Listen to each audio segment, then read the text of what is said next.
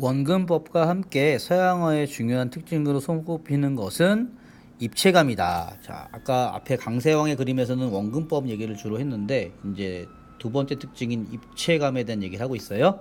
서양화에서는 광선의 방향에 따라 생기는 명암의 대비로 밝고 어두움을 대비시켜서 사물의 양감을 표현한다. 양감이란 표현이 밑에 나와 있긴 한데 이게 뭐냐면 그림을 그릴 때 대상물의 어떤 부피, 무게 이런 걸 느끼게끔 하는 게 이제 양감을 표현하는 거예요. 대상물의 부피, 무게에 대한 느낌을 양감이라고 하는데 이런 것들을 살리기 위해서 서양화에서는 명암의 대비를 통해서 이런 걸 살렸다는 얘기죠. 이처럼 빛과 그림자를 통해 입체감을 나타내는 서양화와 달리 동양화는 서양화랑 대비가 되는 거죠. 변화하는 광선에 주의를 기울이지 않았다. 하지만 서양화법이 조선에 전래하면서 전달되면서 조선시대 그림에도 입체 표현이 나타나기 시작했다. 자, 이 부분을 읽으면서 또 학생은 이런 생각을 해요. 조선시대 사람들이 놀랐던 서양화의 입체감은 명암의 대비를 통해 구현되었군. 그러니까 글의 내용을 통해서 자기가 궁금했던 내용들에 대한 답을 찾아가고 있는 거죠. 왜 사람들이 놀랐을까? 아, 놀란 것은 입체감 때문이구나 라고 생각을 하면서 질문하고 답하면서 지금 내용을 이해하고 있어요. 그리고 왜 또 사람들은 동양에서는 이런 입체감에 관심을 두지 않았을까 하면서 또 다른 질문을 하고 있죠. 읽는 중간에도 이렇게 중간중간에 필요한 내용, 생각나는 내용들을 질문을 하면서 글을 읽고 있습니다. 계속 읽어볼게요. 명암법을 활용하여 입체감이 느껴지도록 제작한 그림으로는 신광현의 초구도 등이 있다. 작품이 또 제시가 됐어요. 이 그림에서 이전 시대 작품과 달리 광선 방향이 일정하게 설정되었음을 볼 수 있는데 일반적인 동양화에서는 볼 수 없었던 광선의 방향, 빛의 방향을 여기선 사용하고 있다. 건물과 나무에 그림자 처리가 더해지면서 입체감이 나타난다. 그림을 보니까 약간 어둑어둑한 이런 명암이 표현된 부분들이 있죠. 여기도 그렇고요. 이런 것을 보니까 이전에 동양화에서 볼 수 없었던 입체적인 모습이 그림을 통해 나타난다. 그래서 신광현의 초고도에서는 명암을 활용한 입체감이 형성되고 있다라고 또 메모를 하고 있습니다. 자, 여기까지 내용은 조선 후기 그림에 영향을 준 서양화에 대한 내용을 정리하고 있는데요. 원근법, 또 채색기법, 그 다음에 입체감을 형성하는 명암 활용 등을 통해서 서양화의 그런 특징들이 조선시대 그림에도 받아들여지고 적용이 되어서 새로운 어떤 회화의 모습을 보여주고 있다. 그래서 조선 후기에 서양화 영향이 있었다라는 것을 이야기하는 내용이었습니다. 자, 그 다음 여백에 대한 새로운 인식 하늘색이란 제목의 또 단락을 읽어볼게요. 자, 이 제목을 보고 소제목을 보고 또 이런 얘기를 하죠. 소제목을 보니 여백은 동양화의 전통적인 특징인데 하늘색이 서양화 영향을 받아 사용되기 시작했다는 내용이 이어질 것 같아. 자, 앞으로 이어질 내용을 예측하고 추정하고 있는 거죠. 예측, 추론하고 있습니다. 아마 이런 내용이 이어질 거야. 그리고 무슨 의미인지 차분히 읽어봐야겠어. 차분히 읽어봐야겠다고 읽기 방법을 여기 또 점검하고 있죠.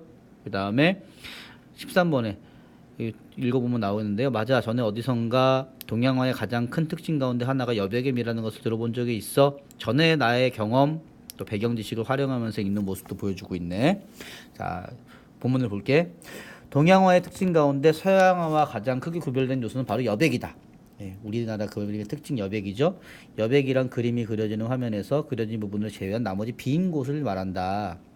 아무것도 그려져 있지 않지만 그대로 하늘이 되기도 하고 안개나 공기가 되기도 하고 때로는 물이 되기도 한다. 하지만 서양화는 빈 곳을 허용하지 않는다. 그래서 동양화와 서양화의 가장 큰 특징 여백이다. 차이점. 작품에 빈 곳을 남기면 미완성적으로 인식되기 때문이다.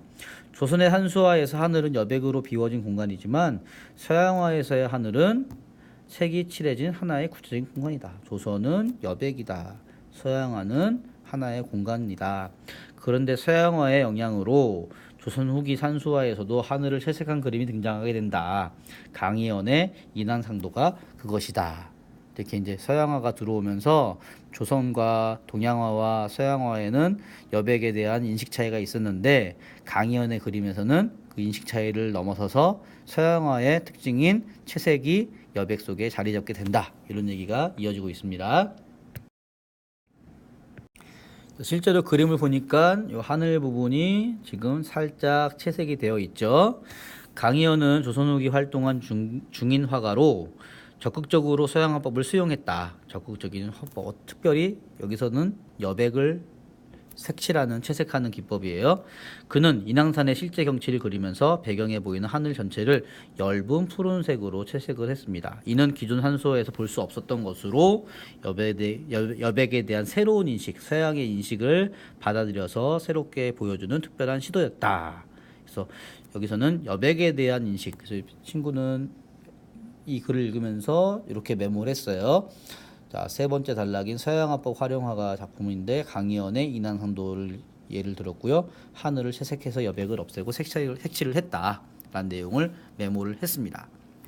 자, 이어서 네 번째 단락 중심 내용 볼게요. 삶에 대한 태도의 차이가 표현의 차이를 낳다, 이런 제목인데요. 소제목을 보니 동양화와 서양화의 표현 차이가 결국 삶에 대한 태도의 차이에서 비롯된 것이라 내용이 이어지겠네 라고 예측하고 추론하면서 읽고 있습니다. 실학자들은 천주교와 함께 유입된 서양화를 대상의 참다운 형상을 묘사하는 적합한 화법으로 여겨 적극적으로 받아들였다. 실학자들은 천주교도 받아들이고 서양 화법도 서양화의 그림 방법도 받아들였다. 그런데 서양 화법에 매료되었던 실학자들의 태도를 보면 한 가지 특이한 사실이 발견된다. 박지원, 박재가, 홍대용 같은 이용후생 학파는 주로 서양화의 회화적 표현에 관심이 많았다. 이에 반해 이익이나 정예공 같은 경세치용 학파는 회화의 원리나 그림을 그릴 때 사용하는 기구에 더 많은 주의를 기울였다. 자, 이렇게 이용후생 학파와 또 경세치용 학파가 나오는데요. 이들이 관심을 가졌던 것이 달랐던 거죠. 이용후생 학파는 회화적 표현에 관심이 많았고 경세치용 학파는 기구에, 도구에도 관심이 많았다. 자, 이 부분을 읽으면서 잘 모르는 말이 나왔어요. 이용후생 학파가 뭐냐, 경세치용 학파가 뭐냐, 이 차이가 뭘까, 이런 것에 대해서는 내가 나중에 책을 찾아봐야겠다. 궁금한 내용에 대해서는 책을 찾아보기로 생각을 하고 질문을 하면서 읽고 있습니다. 그들의 학문적 지향이 다르듯 서양 화법에 대한 인식 또한 특정 방면으로 나타나는 것이 흥미롭다. 글쓴이가 이렇게 또 두 차이점을 흥미롭게 바라보고 있어요. 조선 후기 시작자들의 관심을 받으며 유입된 서양 화법은 다양한 분야의 그림에 영향을 끼쳤다. 하지만 서양 화법의 유행은 그리 오래 지속되지 않았다. 그 까닭은 무엇일까?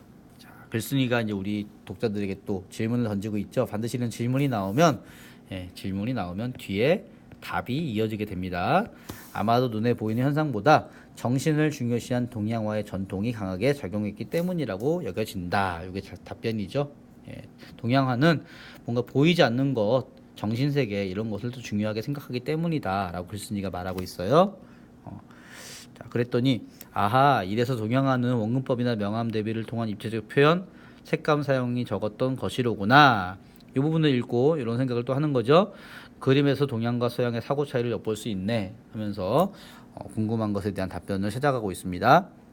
예로부터 동양에서는 눈에 보이는 사실을 그대로 옮겨 그리기보다 마음으로 해석하여 표현하고자 했다. 그 결과 동양의 화가들은 먹과 선을 위주로 대상의 의미와 느낌을 전달하는 데 주력했다. 반면 서양에서는 눈에 보이는 것을 그대로 화폭에 담으려고 원근법과 화려한 색을 사용하여 사실적인 표현을 추구했다.